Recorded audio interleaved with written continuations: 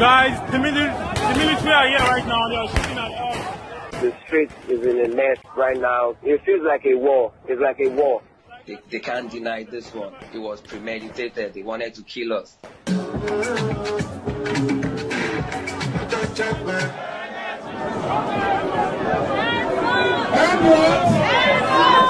Police brutality.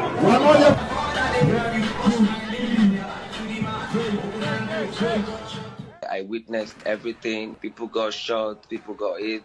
I could count about 20 people, that died immediately on the spot, lifeless bodies. It was terrible last night. We were at the Lekki toll gate, peacefully demonstrating and protesting. We noticed they came to remove the CCTV camera. That was about 5:30 p.m.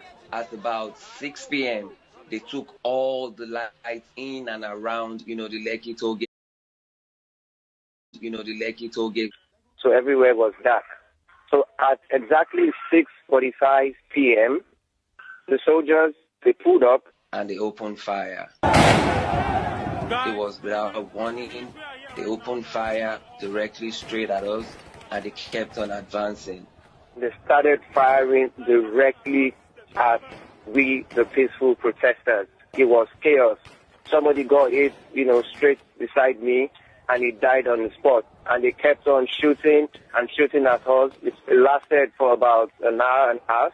The Nigerian army actually put barricade on both sides. Medical services couldn't get to people. And the soldiers were actually picking up the dead bodies. They were picking up the dead bodies. It was total chaos. We want to let them know that, we were not about to cause trouble. There was no violence. Nobody provoked the army. So when they came, we all got down on our knees. Some of us went flat on the ground, some of us with the hands up. And they didn't stop shooting. It was very obvious that they were coming directly at us to kill as many people as possible because we were surrendering.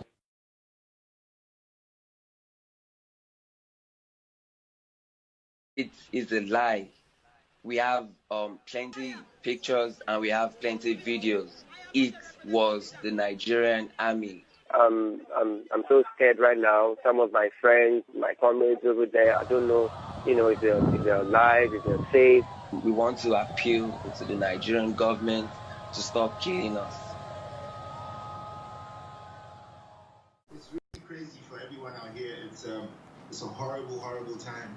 And if this was yesterday, I probably wouldn't have been able to take this call because I was extremely distraught. It was a horrible, horrible incident. But it started probably about 2 weeks ago, roughly about 2 weeks ago, on the 8th of October. Myself and another artist named Runtown, we had shared on our Twitter and Instagram pages that we were going to do a walk, just a march, a peaceful protest against all forms of police brutality, all forms of police misconduct in general. And we did that with the hashtag Endsars. The hashtag was already in existence. This is something that was already a big thing on social media, but no one had actually gone ahead to do a physical protest. So we decided to take that extra step. So we went out on the 8th, I think it was a Tuesday. We went out and probably were expecting maybe around about 50, 100 people, but probably got around about 2,000 people or so that came out on that very day.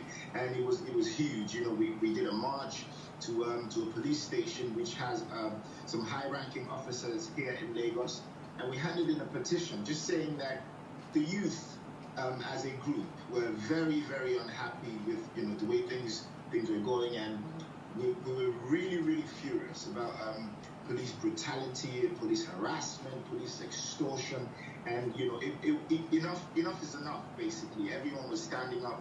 Everyone was lending their voice to this particular cause. So from that day up until now, back to back, it's been a different state in the country, because there's 36 states in total. Right. But apart from that very one on that day, we didn't even have to call for people to come out in other states. Everyone just trooped out, on their own. It's been crazy. It's been really, okay, really crazy. Falz. Yeah. Let me just interrupt you a bit because I just want to ask you so that our viewers are clear. Endsars is the hashtag and it's the movement. SARS, for everybody to understand, is a special police unit, right? It's the special anti-robbery squad. What is it about them? And apparently they're not in uniform, they're plainclothes, and for years you have been protesting against them. What is it that you're actually protesting? What do they do? All forms of violence, all forms of brutality. The offences that they're supposed to be protecting us against is pretty much the offences they end up committing. The SARS stands for State Anti-Robbery Squad, but they're committing the armed robbery because we hear about numerous cases where they stop young people just because you look fresh, just because you look young and you look like you're making a lot of money. They'll stop you, they'll harass you, and sometimes they search for messages from your bank, for example, so they can see your bank account balance. And when they do that, they drive you to an ATM, get you to withdraw money, and before they let you go, if they can't get money off you, they lock you up. We hear about several cases where they locked people up and those people disappeared because they were. So it's really crazy. If you're not as lucky when you encounter them, they could shoot you on the spot. It's all forms of violence. They beat people up. They torture people. They murder. They commit armed robbery. It's everything.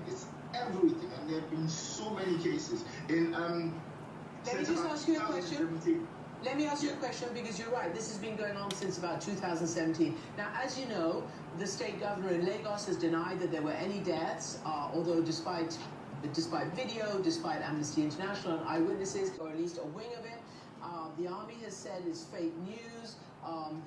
What your president has said, because to an extent he says that he's heard you, and these forces should have been off the street, he says. Can we just play a little bit from his speech? The disbanding of SARS is only the first step in our commitment to extensive police reform in order to ensure that the duty of the police and other law enforcement agencies remains the protection of lives. Falz, what do you make of that? It's annoying, it's frustrating, and I think that's exactly how everyone's feeling. Coming the police for the longest time, but we've never actually seen actual action. And they said, I was about to say, since 2017, they've been announcing that the SARS unit has been disbanded. They announced in 2017, announced in 2018, announced in 2019, now in 2020. After we started these protests, they announced again, and in the same breath, announced that they were replacing that unit with a new unit called the Special Weapons and Tactics Unit. And it's just, they just think we're stupid because you're literally just renaming this unit and expecting us to say, oh yeah, wow, that's great. Can I ask you something? It's insensitive.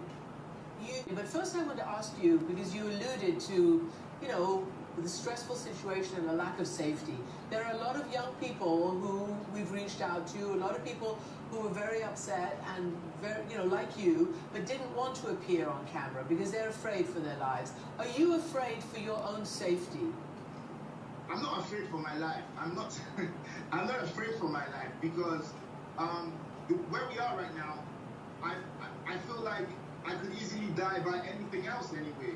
Like there's a shared, I don't even know where to start from. We have non-existent healthcare, for example. We have a seriously high level of poverty. There's unemployment.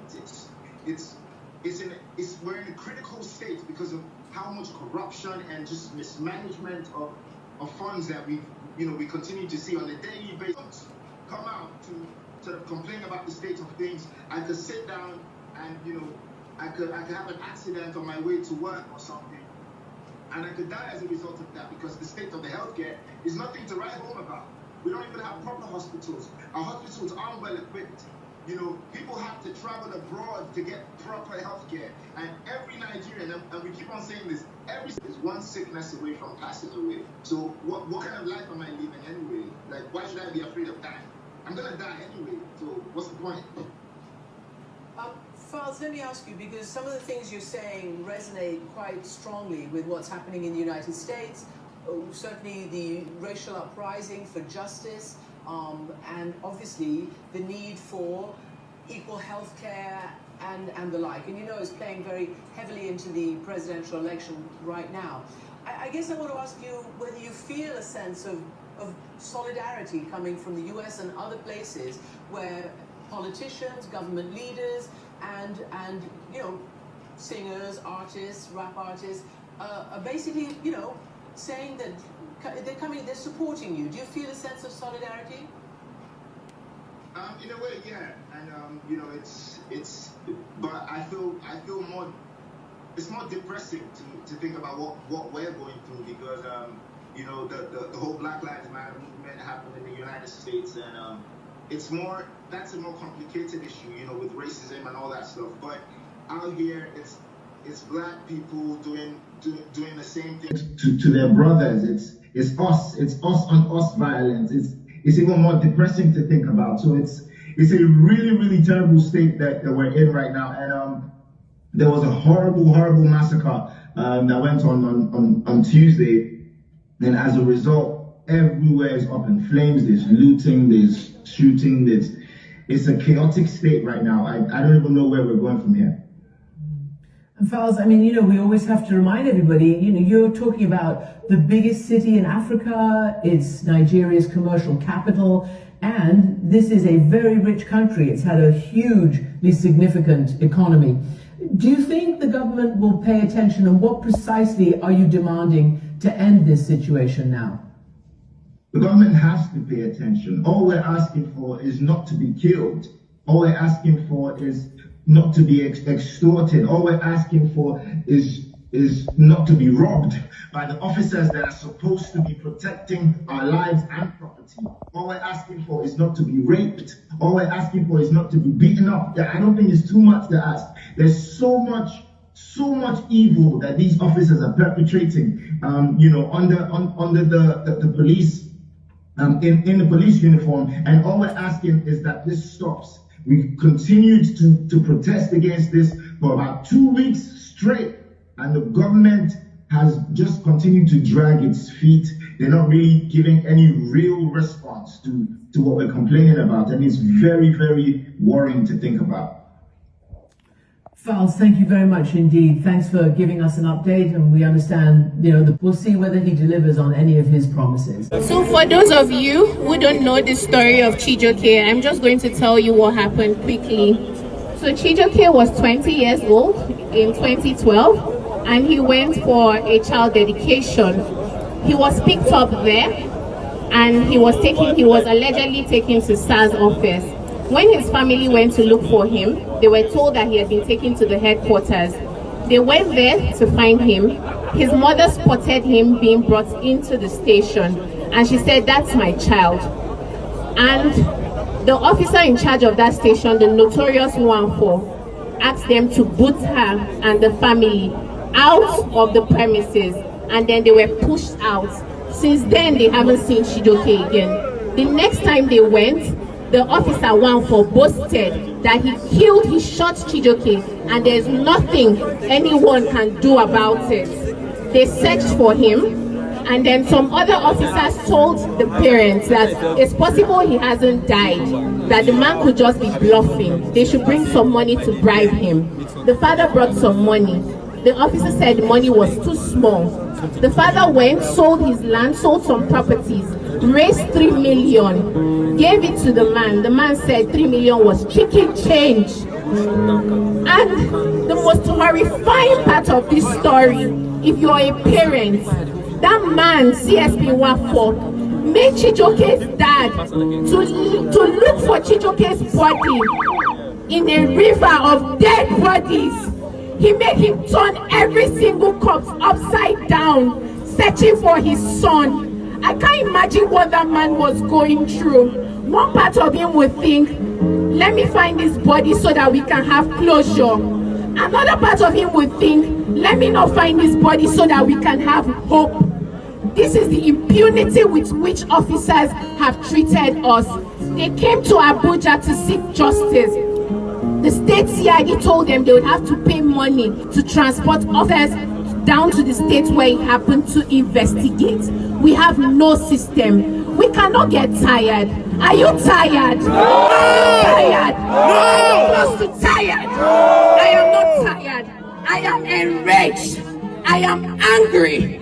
I am sad. But I am definitely not tired. And we will not be tired until we get justice for Chijoke, for Tony, for Tina, for Kolade, for everybody that has fallen, for the survivors, for Adenike, who is in a wheelchair and has been in a wheelchair for 24 years because at age 15, the car she was in was sprayed by bullets by SARS official.